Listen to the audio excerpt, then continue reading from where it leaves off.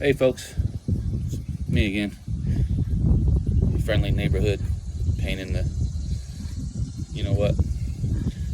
I just want to come at you a little bit about Jesus again. Something I thought about. Him sweating in the garden. He's sweating blood. He's so stressed out. I guess he sweat blood. So they say, and he asked his father to remove this cup from him that he's got to fill. Think about all this pain and suffering he's got to go through. And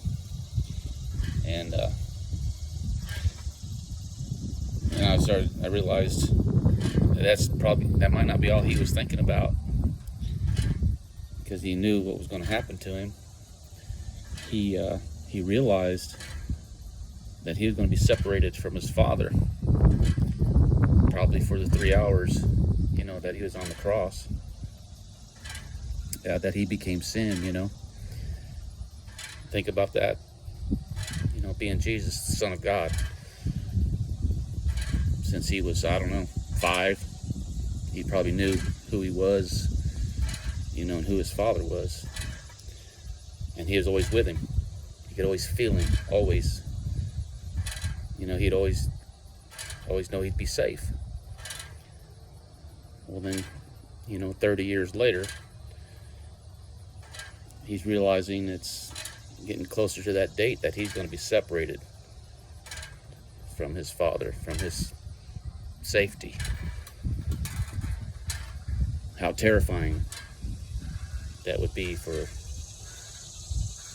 especially for Jesus, knowing who he was.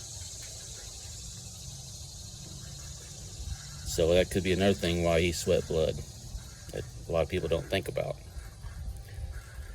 And they say that you hear a lot of songs and things like that God looked away from Jesus because he couldn't bear the sight. But I don't think God turned away, because Jesus said, "I'll never forsake you and I'll never leave you." I know that's different than God the Father, but I don't think God turned his back on anybody, especially his son. Don't make sense to me. I know they say God can't look at sin, but I just still think he never turned his back on Jesus. Jesus only thought he did. So in my previous video, Jesus thought he was being forsaken, but he wasn't. He just couldn't feel him anymore. But I can see God the Father up there saying, "Son, I'm right here. I'm right here." You know what I mean? Just like we all do. "God, where are you?" He's like, "I'm right here.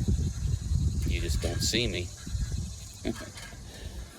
So y'all just think about some things. I just want to get some knowledge out there, and if I can save a person, just one person, it's good enough for me.